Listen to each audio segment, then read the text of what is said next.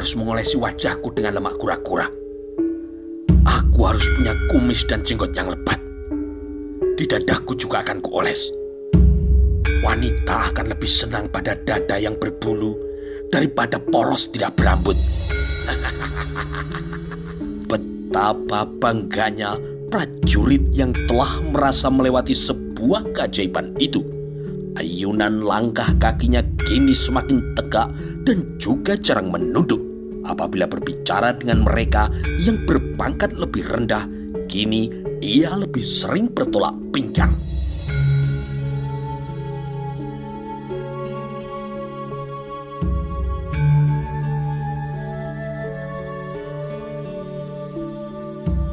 Sementara itu, Rakuti masih merasa apa yang diinginkannya belumlah tuntas terpegang tangan.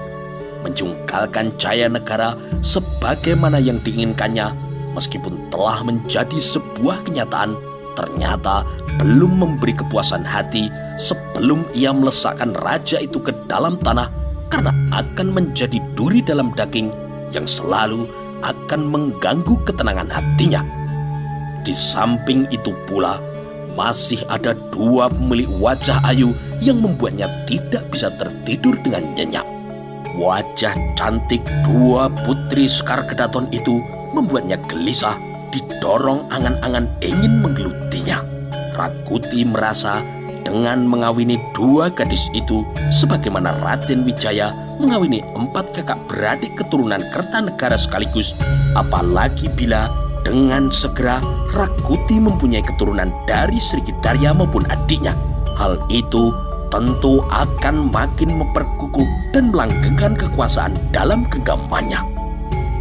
Telah berulang kali Rakuti mengumbar upatan karena untuk pekerjaan menangkap Sri Jaya Negara dan membawa paksa dua kakak beradik anak Gayatri ternyata tidak bisa diwujudkan menjadi sebuah kenyataan. Persediaan sumpah serapah untuk itu masih tersedia lumayan banyak. Beberapa nama binatang seperti bangsat yang tidak lain adalah kata pembeda dari kepinding, atau nama bajing, binatang pengerat, ular, binatang melata, semua dengan mulus keluar dari bibir Rakuti yang gampang sekali mengumbar amarah manakala ada hal yang tidak membuatnya senang.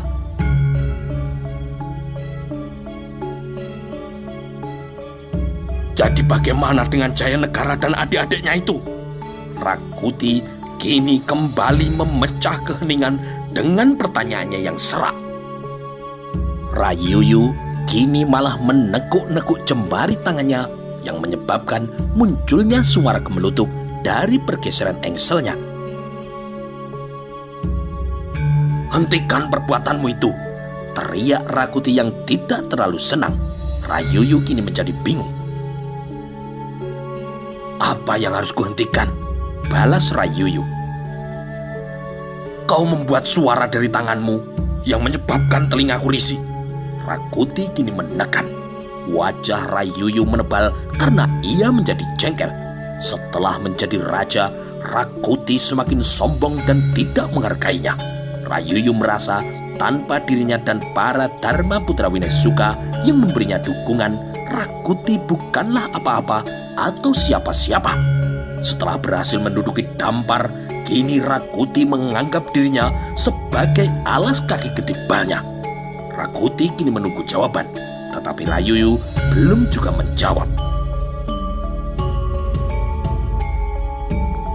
"Kau belum menjawab pertanyaanku. Bagaimana dengan Jaya Negara dan adik-adiknya itu?" Rayuyu kini menggeleng. "Tidak ada." "Tidak ada bagaimana? Apa yang bisa kita lakukan sebelum ada keterangan yang jelas dari barisan telik sandi yang kita gerakkan? Di mana Jaya Negara juga masih gelap gulita. Apalagi dengan para putri itu. Sebagaimana Gajah Mada, Lembu Anabrang tentu membawa Gitarja dan Raja Dewi ke liang semut. Apalagi menurut keterangan, Cakradara dan Kutamerta juga telah kembali. Tentu mereka akan berusaha untuk melindungi mereka." Wajah Rakuti kini menebal. Jika ada orang yang sangat dibenci, orang itu adalah Lembu Anabrang yang tidak melakukan apapun dalam meredam tindakan makar yang telah dilakukan oleh Sorandaka. Anabrang hanya duduk-duduk menikmati hangatnya wedang. Rakutilah yang bekerja keras bersimbah peluh, bahkan memiliki luka abadi dalam perkelahian 1 lawan 1 dengan Sorandaka itu. Namun Lembu Anabrang si penjilat itu memutarbalikkan cerita di depan Sri Jayanegara.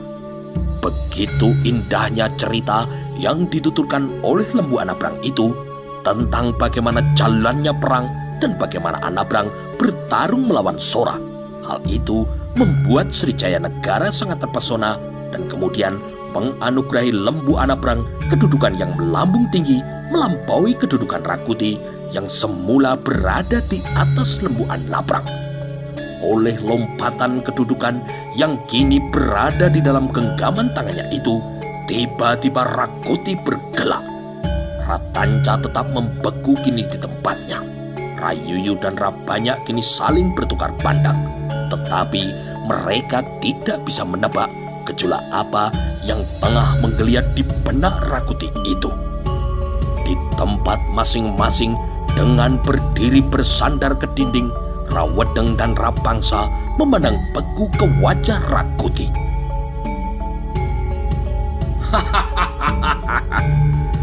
Aku telah membalikkan keadaan, berucap kini Rakuti di sela-sela tawanya.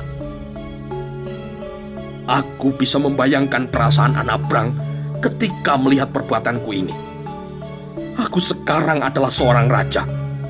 Bahkan Anabrang pun kini harus menyembah dan mencium kakiku. Rayuyu menggaruk-garuk kepala yang gatal karena rambut panjang yang diikat di atas kepala itu telah lama tidak dicuci. Ratanca yang menyimak perasaan macam apa yang ada di benak Rakuti sama sekali tidak menampakkan perubahan raut wajah. Ratanca yang berwajah paling tampan itu tetap membeku, melebihi membekunya minyak kelentik di musim berdiding. Orang berikutnya setelah Lembu Anabrang yang sangat dibenci oleh Rakuti adalah Kuda Merta dan Cakradhara yang masing-masing menurut Rakuti berupaya melalui cara yang licik untuk mendekati para Sekar Kedaton, yang itu berarti di masa depan mereka akan memiliki peluang yang sangat besar untuk menduduki istana. Pada suatu hari ketika Rakuti mendapat kesempatan untuk mencuri perhatian dari Sri Gitarya maupun adiknya, betapa menebal wajah Rakuti ketika menemukan kenyataan bahwa Kuda Merta dan Cakradhara telah menyusup ke dalam keputren. Rakuti yang mencoba mengetahui apa yang mereka lakukan dengan segera dilanda cemburu ketika menyaksikan tontonan yang telah membakar wajahnya. Di salah satu sudut taman, dua pasangan yang tengah dilanda oleh asmara itu sedang duduk sambil berpegang tangan.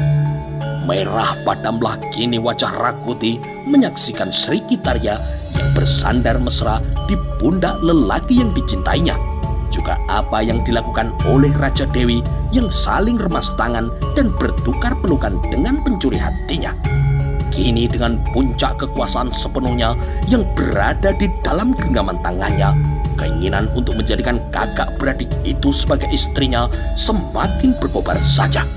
Bukan hanya atas nama untuk melanggengkan kekuasaannya, tetapi juga atas nama nafsu yang sekian lama telah dipendamnya. Itulah sebabnya atas perintah dari Rakuti, puluhan prajurit Telik Sandi disebar ke segala penjuru dengan menyamar melalui berbagai bentuk. Di antaranya dengan menyamar sebagai pedagang, pejalan tanpa tujuan, bahkan menyamar sebagai biksu. Bahwa jumlah mereka yang ditugasi untuk melacak jejak kaki-kaki yang hilang di rimbi jauh itu lebih banyak daripada mereka yang disiapkan untuk mengendus jejak Bayangkara, yang itu menjadi pertanda betapa Rakuti melihat keberadaan Sri Gitarya dan adiknya jauh lebih penting dari Jayanegara. Persoalan yang dihadapi oleh Rakuti bukanlah sebuah persoalan yang ringan. Menguasai negara sepenuhnya tidaklah semudah membalik telapak tangan, karena perlawanan tanpa bentuk yang entah siapa penggagasnya muncul di mana-mana. Bayangkara Kartiko Sinumbing yang kini melintas pada jarak yang cukup dekat dengan Wisma Kepatihan menyaksikan tontonan yang cukup mendebarkan. Ketika Kartiko Sinumbing tengah mengamati keadaan dan menghitung jumlah kekuatan prajurit yang kini menjalankan tugas mengamankan Wisma Kepatihan, terkejut ketika dari balik dinding tempatnya bersembunyi, ia melihat sekitar 5 orang kini berloncatan melewati dinding, kemudian mengendap-endap menyembunyikan diri di balik benda apapun. Salah seorang di antaranya bahkan kini berada pada jarak yang cukup dekat dengan Kartiko Sinumbing. Bayangkara pemegang lencana raja itu kini terpaksa untuk menahan nafas. Siapa mereka ini? Dan apa yang akan mereka lakukan? Desis Kartiko Sinumbing. Orang-orang itu ternyata cukup terengginas. Dari tempat masing-masing mereka memasang langkap dan anak panah. Kartiko Sinumbing harus menahan nafas ketika melihat kelompok kecil yang menyusup ke Wisma Kepatihan itu mengarahkan anak panahnya kepada beberapa prajurit kaki tangan Rakuti. Dengan menggunakan isyarat tangan, kini mereka berbagi sasaran. Barangkali merekalah orang yang dikatakan oleh Paman Aryatada, ucap Bayangkara Kartiko Sinumbing kepada dirinya sendiri. Dari tempatnya, Kartiko Sinumbing terus mengamati hingga tiba saatnya isyarat ayunan tangan dari salah seorang di antara mereka mendorong anak panah itu melesat dari busurnya. Ada lebih dari 5 orang yang kini menjadi sasaran bidiknya, tetapi hanya 3 orang yang ambruk. Kartiko Sinumbing menyayangkan, bukannya disusuli dengan menghamburkan anak panah, sebaliknya para penyusup itu justru lari berhamburan berusaha untuk menyelamatkan diri.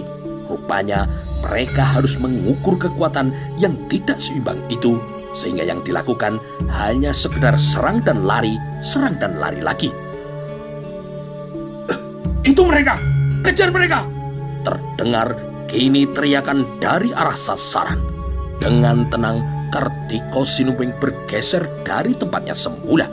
Dengan melekat pada batang pohon sawo, Kartiko Sinumbing merayap, memanjat naik tanpa menimbulkan suara. Sejengkal waktu setelah itu, beberapa orang prajurit kaki tangan Rakuti melakukan pemeriksaan. Salah seorang di antaranya bahkan kini tepat berada di bawahnya. Kurang ajar, benar-benar perbuatan pengecut, desis salah seorang di antara mereka. Dengan segera mereka berhamburan kembali ke Wisma Kepatihan. Ketika mereka tidak menemukan sesuatu, Kartiko Sinumbing kemudian meloncat turun dan ia kemudian melompati dinding. Dari tempatnya berada, Bayangkara yang mampu bergerak tanpa menimbulkan suara itu melepas busur dan kemudian mengarahkan bidikannya. Sejenak kemudian terdengar suara jerit tubuh yang sekarat ambruk karena ulah perbuatannya. Meskipun hanya seorang, Kartiko Sinumbing kini telah mampu membuat kekacauan. Anak panahnya yang berdesing dengan suara yang khas itu bisa dikenali sebagai anak panah milik Bayangkara. Bukannya berusaha mencari tahu siapa yang menebar tembang maut itu, prajurit pendukung Rakuti yang kini mengamankan Wisma Aryatada memilih untuk mendekam di balik perlindungannya masing-masing. Mereka amat sadar kali ini suara anak panah dengan desing yang amat khas semacam itu tidak boleh dianggap main-main. Rumah Aryatada kini harus dijaga dengan ketat karena Rakuti berpikir lorong bawah tanah yang menghubungkan Wisma Kepatihan tidak cukup sekedar ditutup dengan batu. Bila lorong itu tidak dijaga dengan rapat, itu sama halnya dengan membuka pintu belakang mempersilahkan para Bayangkara untuk masuk dan menghunjamkan senjatanya langsung ke belahan pantat Rakuti. Suasana hening kini merebak, tetapi suasana itu mencengkram, menyesakan dada, dan derap kuda yang dalam jumlah yang banyak dari kejauhan kini mulai terdengar, menjadi pertanda bagi Bayangkara Kartiko Sinumbing untuk menyudahi permainannya. Apa yang terjadi di Wisma Kepatihan itu rupanya dengan cepat diketahui dan sesegera itu pula dikirim sejumlah prajurit untuk mengatasinya. Namun tidak ada apapun yang bisa mereka lakukan karena kini yang tersisa hanya mayat-mayat yang bergelimpangan. "Apa yang terjadi?" berteriak Rabbanya yang kini memimpin pasukan itu. Akan tetapi seolah-olah Bayangkara Kartiko Sinubeng yang menjawab pertanyaan Rabbanya itu, karena sejenak setelah ia mengumpat dengan kasar, Rabbanya dikagetkan oleh suara mendesing sangat tajam. Dari tempatnya berada, Kartiko Sinubeng melepas 5 buah anak panah sekaligus yang melesat kini ke udara. Bagaikan tersihir, Rabbanya kini melongo. Namun sejenak kemudian kesadarannya kini telah pulih. "Lindungi diri kalian dengan tameng. Ayo cepat kejar mereka!" teriak Rabbanya. Akan tetapi Rabbanya kini tidak menemukan apapun dan juga siapapun. Suara mendesing berikutnya menjadi pertanda bahwa Bayangkara yang telah melepas anak panah itu telah bergeser menjauh. Masing-masing 5 anak panah sentaren tidak berapi kini melesat ke udara, memberi kesan seolah-olah Bayangkara itu ada di mana-mana. Laporan atas apa yang terjadi di Wisma Kepatihan itu ternyata sampai pula ke telinga Rakuti.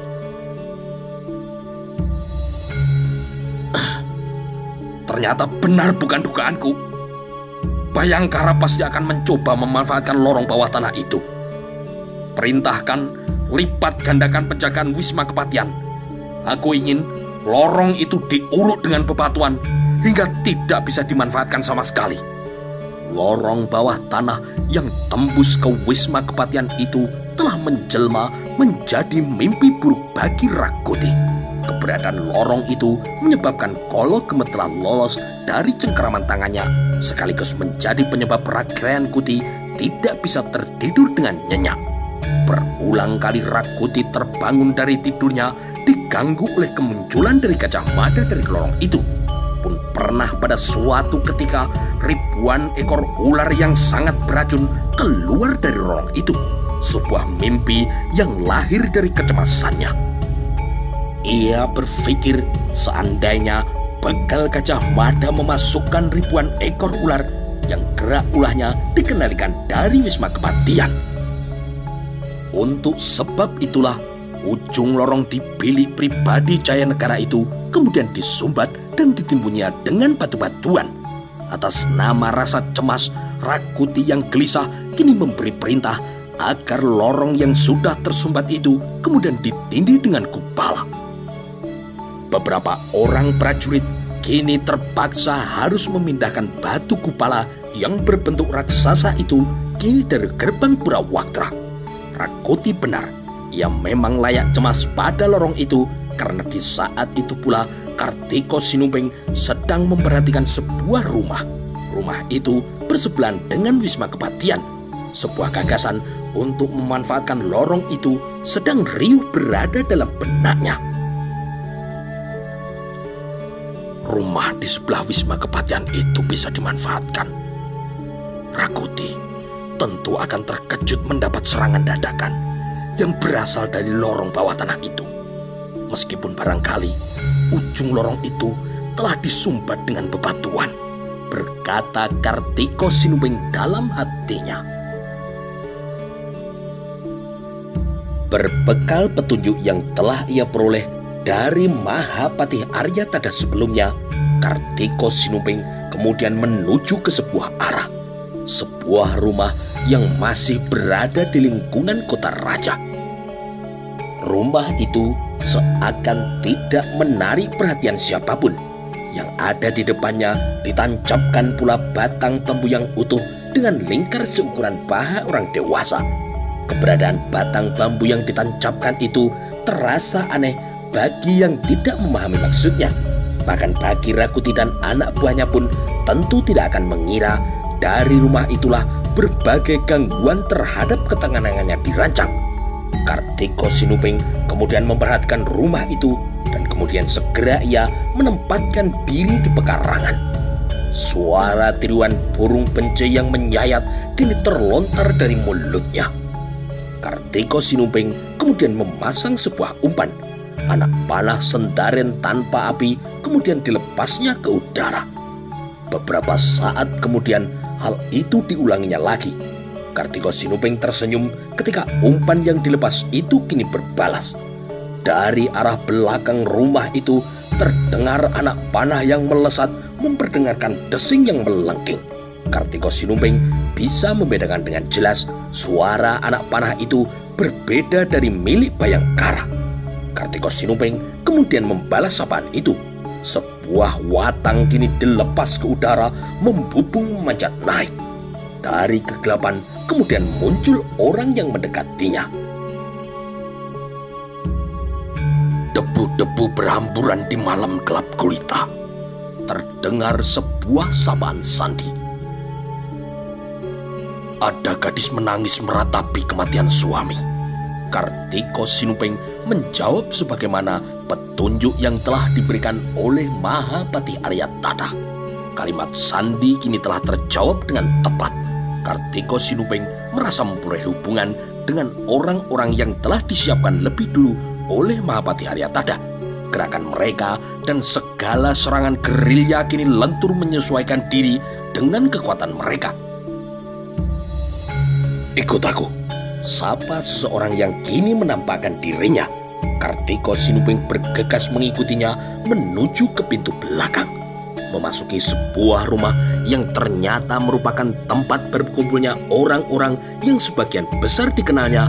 Sebagian dari mereka adalah prajurit dari Kesatuan Jolopati yang telah ditinggalkan oleh Rakyat Tumenggung Banyaksora. Wajah-wajah beku di ruangan itu menyebabkan Kartiko Sinumping berdebar-debar. Wajah lurah prajurit Sindu Suromarto, Liman Prabowo, Simaring Capanan, Brahma Sindupati, Brojolomo, Hayam Talun, Tabuh Gong, Panji Wirogati, dan yang menarik perhatiannya adalah keberadaan dari Gajah Sari. Senyap, kini mereka yang berada di dalam rumah itu ketika melihat kemunculan dari Kartiko Sinumping, salah seorang dari bagian pasukan Bhayangkara. Setelah beberapa hari lamanya, para Bhayangkara itu lenyap, tidak ketahuan jejak dan kabarnya.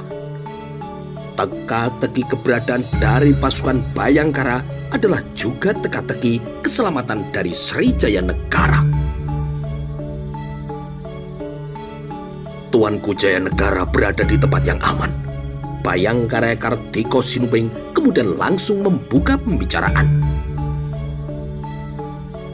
Kakang Begel Gajah Mada dan para Bhayangkara yang lain mengawal Tuanku Baginda ke sebuah tempat hingga diperoleh jaminan Rakuti tidak akan mungkin menjangkaunya. Bhayangkara kemudian akan kembali untuk merebut kekuasaan dari tangan Rakuti. Sebagai cucuk lampah untuk itu, aku ditunjuk oleh Kakang Begel Gajah Mada dan juga Sri Baginda untuk melempangkan jalan ke sana.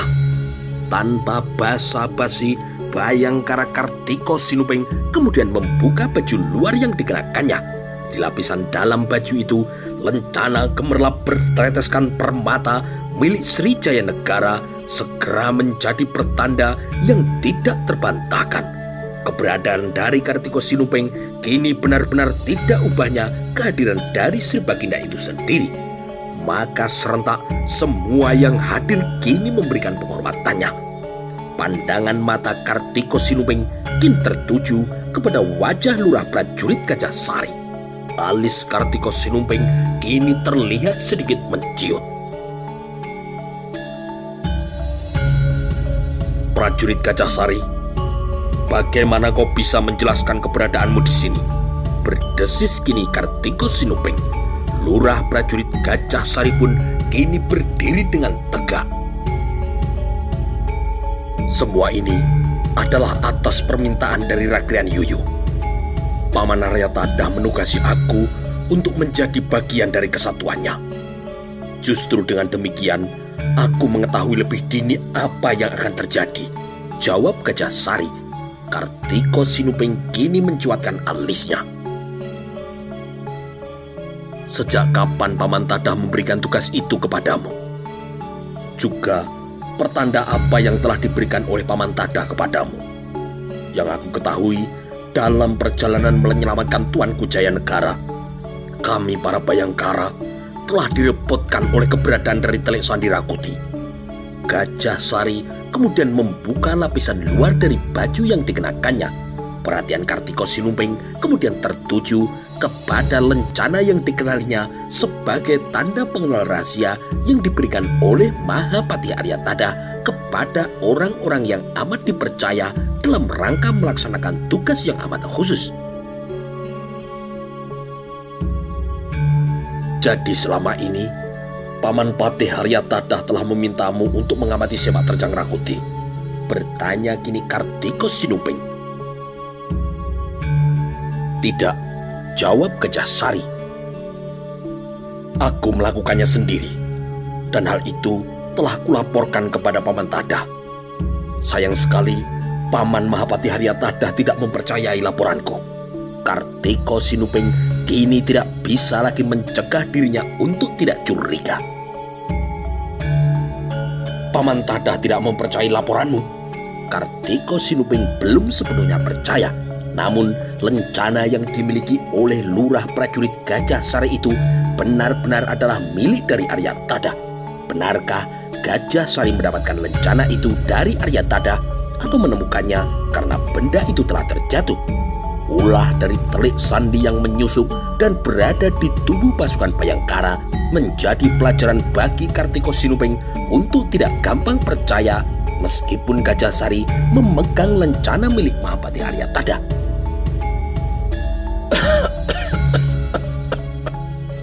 Tiba-tiba saja suara batuk dari Mahapati Aryatada telah mengagetkan Kartiko Sinumping. Dari salah satu pintu, Mahapati Aryatada yang telah tua itu kemudian masuk tanpa disertai oleh siapapun. Dalam penyamaran dengan penampilan yang berbeda pula, sulit untuk menduga bahwa orang itu adalah Mahapati Aryatada. Serentak semua yang hadir di ruangan itu kemudian memberikan penghormatannya kepada Aryatada. Dengan senyumnya yang amat khas, Aryatada kemudian memandang Kartiko Sinumping. Kau membutuhkan keterangan mengenai Gajah Sari, Kartiko Sinumping? Tanya Mahapati Aryatada. Kartiko Sinumping kini tersenyum. Bayangkara telah banyak mengenyam kerepotan, Paman. Sikapku hanya kewaspadaan.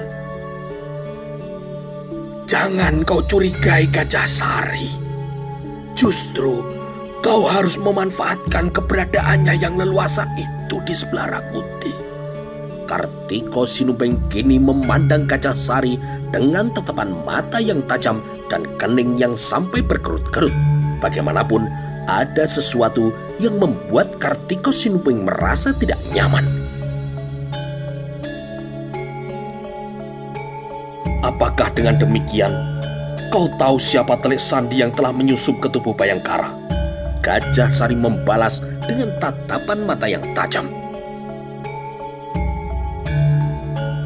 Aku tidak yakin, kecuali aku hanya bisa mengatakan ada Bayangkara yang sering menemui Rapangsa. Kartiko Sinumping kini penasaran. Siapa orangnya? Kejarnya dengan tegas. Yang terlihat sering menemui Rapangsa adalah Panji Sabrang. Aku juga melihat Singoprapen menemui Rabanyak.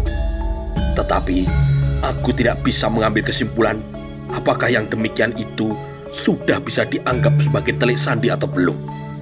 Belakangan ini aku merasa yakin Singoprapen adalah orangnya, karena beberapa kali Rakuti menyebut namanya.